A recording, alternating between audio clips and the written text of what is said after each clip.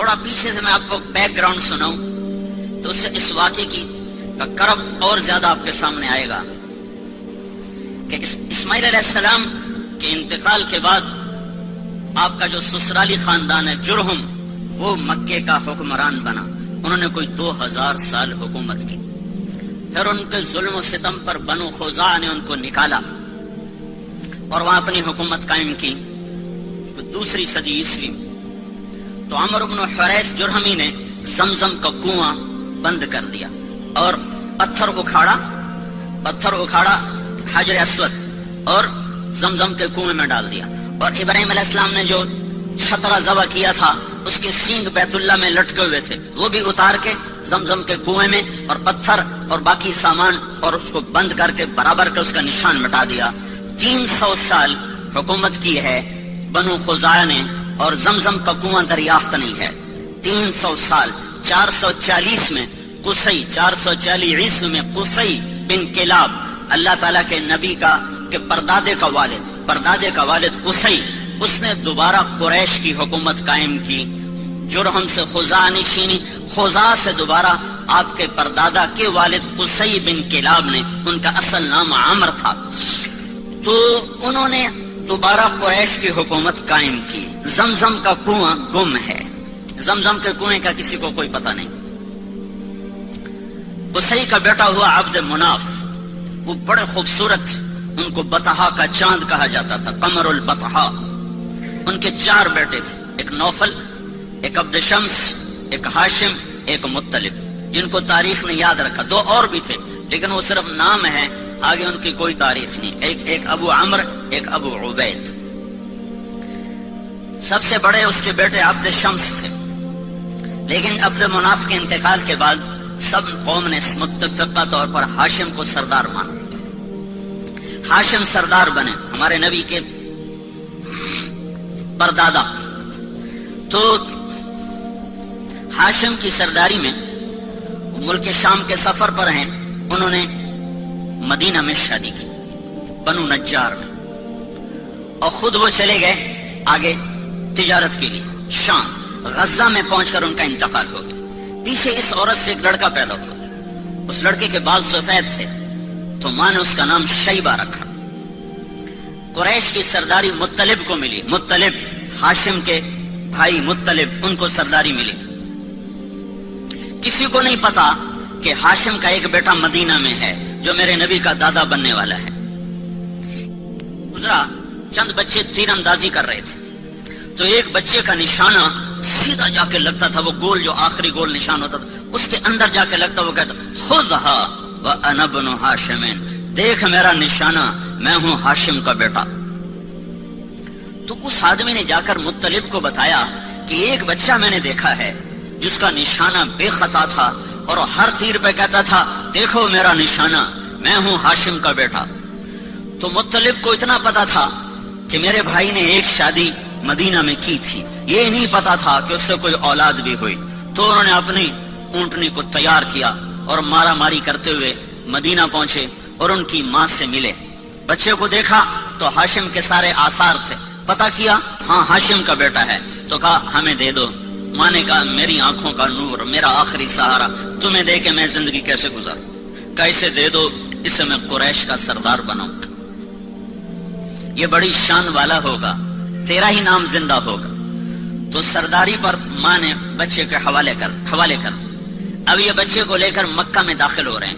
بچے کے کپڑے میلے ہو چکے ہیں تو لوگ کہتے ہیں عبد المطلب، مطلب تیرا غلام ہے، نام اس بچے کا شیبہ ہے اور آگے چل کے اسی نام سے یہ مشہور ہونے والا ہے. لوگوں کی زبان سے نکلا عبد المطلب، مطلب تیرا غلام ہے. تو آگے انہوں نے کہا ہاں ہاں ہاں ہاں، بس اتنا کہتے گئے ہاں ہاں. یہ نہیں بتایا کہ میرا بھتیجا ہے، اور ان کی بات کا انکار بھی نہیں کیا. پھر ان کو گھر لے گئے، ان کو نہلا کر دھلا کر اچھے کپڑے پہنا کر پھر دارالندوہ میں لائے، جہاں یہ شرط تھی کہ اس میٹنگ میں صرف 40 سال کی عمر کو ٹچ کرنے والا اس میں داخل ہو سکتا تھا، اس سے نیچے والا اس مجلس میں بیٹھ نہیں سکتا تھا. تو اپنے بھتیجے کو لائے، کہا ابن ہاشم، یہ ہے ہاشم کا بیٹا. لیکن تاریخ نے ان کو عبد المطلب سے محفوظ کر لیا اور ان کا اپنا نام مٹ گیا اور وہ عبد المطلب کے نام سے مشہور ہو گئے. مطلب کی وفات کے بعد سرداری عبد المطلب کو ملتی ہے تو یہ خواب دیکھتے ہیں کہ برکت والا پانی تلاش کرو، برکت والا پانی نکالو. پھر دوسرے دن خواب دیکھتے ہیں برکت والا پانی نکالو. پھر تیسرے دن خواب دیکھتے ہیں برکت والا پانی نکالو. تو تیسرے دن یہ کہتے ہیں وہ پانی کدھر ہے، وہ پانی کہاں ہے؟ تو آواز آتی ہے کل تم حرم میں بیٹھنا، ایک کوا آئے گا، جہاں وہ 3 دفعہ ٹھونگ مارے وہاں وہ پانی ہوگا.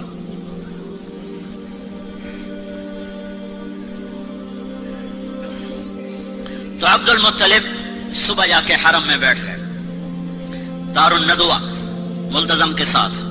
ایک کوا آیا جہاں زمزم کنواں، وہاں کے بیٹھا، ایک ٹھونگ ماری، پھر دوسری ماری، پھر تیسری ماری، پھر وہ اڑ گیا.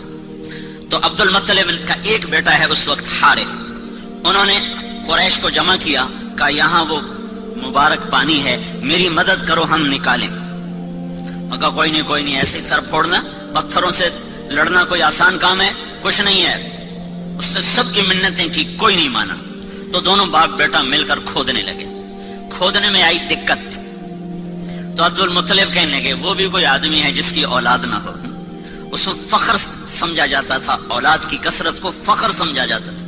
اور یہ آج بھی فخر ہے. یہ مغرب کی اندھی تہذیب نے کم بچے خوشحال گھرانہ، یہ بڑا عذاب ہے، بڑا عذاب ہے، بڑا عذاب ہے. جاؤ دیکھو وہ دیکھ رہے ہیں ان کی نسل ختم ہو رہی ہے اور مائنس میں جا رہی ہے، مائنس میں جا رہی ہے. اللہ کی تقدیر سے لڑنا اپنا ماتھا پھوڑنے والی بات ہے. تو وہ کہنے لگے آج قریش میرا ساتھ نہیں دے رہے، اگر اللہ نے مجھے 10 بیٹے دیے اور 10 کے 10 جوان ہو گئے تو میں ایک کو اللہ کے نام پہ ذبح کر دوں گا. یہ منت مانی اس تنگی کو دیکھ کر کہ کوئی ساتھ دینے والا نہیں ہے. تو کرتے کرتے کرتے وہ کنویں کے آثار ظاہر ہو گئے اور اس میں سے سامان نکلنا شروع ہو گیا، اور وہ حجر اسود نکل آیا اور وہ سینگ نکل آئے. تو سارے قریش آ گئے، عبد المطلب ہمیں کنویں میں حصے دار بناؤ. سب دفع ہو جاؤ، کسی کا کوئی حصہ نہیں، اب یہ صرف میرا ہے اور میری اولاد کا ہے. تو باپ بیٹا نے مل کر زمزم کا کنواں جاری کیا، جس کو بند ہوئے کوئی 300 سال سے زیادہ گزر چکا تھا. دوسری صدی عیسوی میں بند ہوا ہے، اور جا کر 5ویں صدی عیسوی میں جا کر وہ زندہ ہوا ہے. تو بیچ میں کوئی 300-350 سال یہ کنواں بند رہا.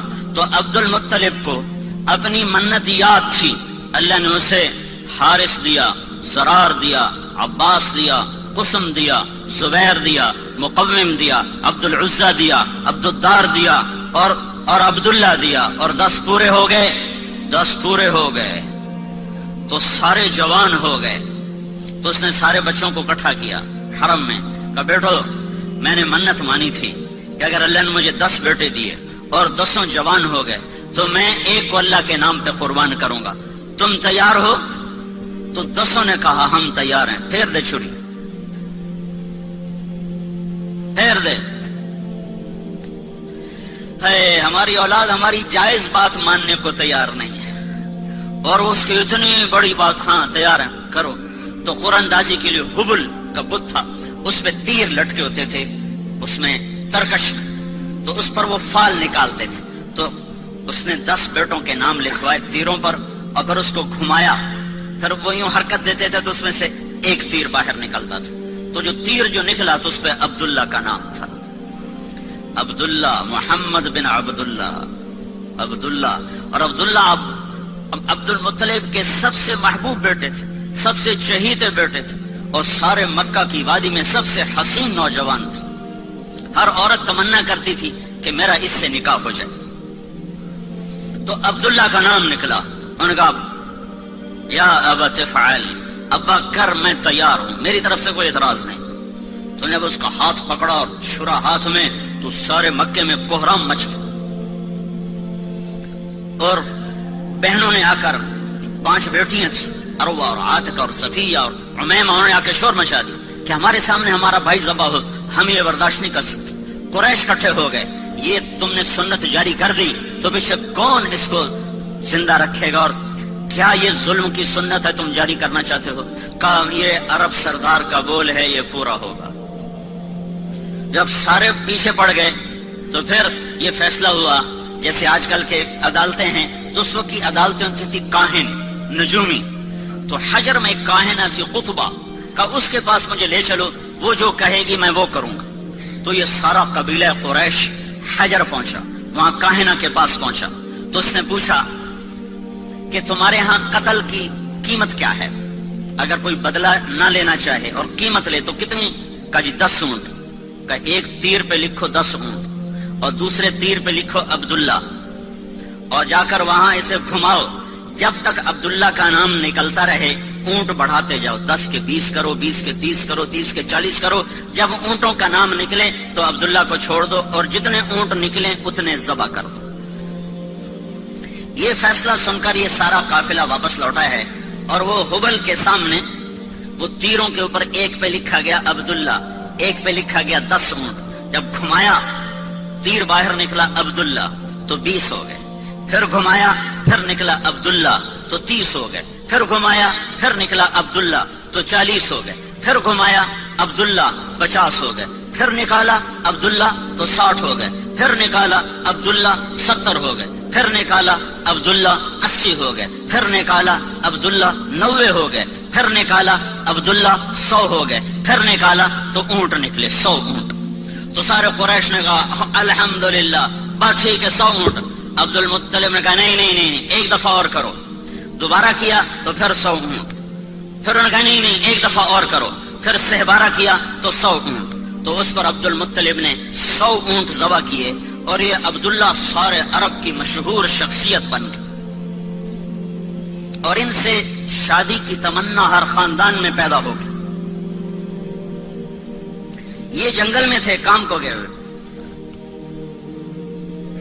ان کو یہود نے پہچانا کہ یہ وہ آخری نبی کا باپ ہے، تو اس کو قتل کرنے کے لیے تلواریں نکالی، تو اچانک کچھ نورانی مخلوق ظاہر ہوئی اور انہوں نے یہود کو دھکے مار ان کی آنکھیں نکل گئیں اور وہ اندھے ہو کے ادھر گرے ادھر گرے۔ یہ منظر حضرت آمنہ کے والد وہب دیکھ رہے تھے، جنگل میں وہ لکڑیاں کاٹ رہے تھے، انہوں نے یہ منظر اپنی آنکھوں سے دیکھا۔ جب وہ واپس پہنچے تو انہوں نے اپنی بیوی سے ذکر کیا، انہوں نے فوراً عبد المطلب کو اپنی بیٹی کا پیغام بھیج دیا کہ اگر آپ چاہیں تو ہم اپنی بیٹی آمنہ آپ کے بیٹے کے نکاح میں دے سکتے ہیں۔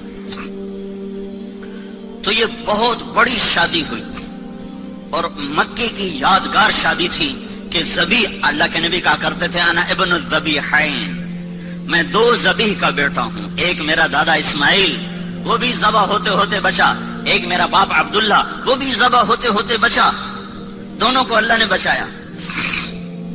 تو یہ شادی ایک عظیم اور فقید المثال قسم کی شادی ہوئی کہ ایک عبداللہ کا چرچا، ایک عبد المطلب کی سرداری اور شہرت، اور ایک سارے خاندانوں کی تمنا اس سے شادی کرنے کی، اپنی بیٹیاں دینے کی۔ تو یہ ایک یادگار شادی تھی، اور عرب کا دستور تھا کہ شادی کے بعد لڑکا 3 دن سسرال میں رہتا تھا، پھر اپنی بیوی کو لے کر گھر آتا۔ ان 3 دن میں اللہ کے نبی کا حمل ٹھہر گیا، اور آ کر اپنی بیوی کے ساتھ کتنے دن رہے؟ 2 مہینے، صرف 2 مہینے، اور تجارتی قافلے کے ساتھ ملک شام کا سفر کیا ہے۔ واپس مدینہ پہنچے ہیں تو ان کے پردادا ہاشم کی بیوی وہیں کی ہیں، وہاں خاندان ہے، تو وہاں یہ بیمار ہوئے، تو سارا قافلہ کچھ دن منتظر رہا، پھر انہوں نے کہا جب تو ٹھیک ہو جائے تو آ جانا، ہم چلتے ہیں۔ قافلہ چلا، عبداللہ کا انتقال ہوا 25 سال کی عمر، حضرت عبداللہ دنیا سے گئے ہیں 25 سال کی عمر، اور نابغت الجعدی کے مکان میں ان کی تدفین ہوئی۔ جب یہ قافلہ پہنچا، عبد المطلب کا دل عبداللہ میں اٹکا ہوا تھا، جب قافلہ دیکھا بیٹا نہیں دیکھا، کہا میرا بیٹا کہاں ہے؟ کہا وہ بیمار تھا۔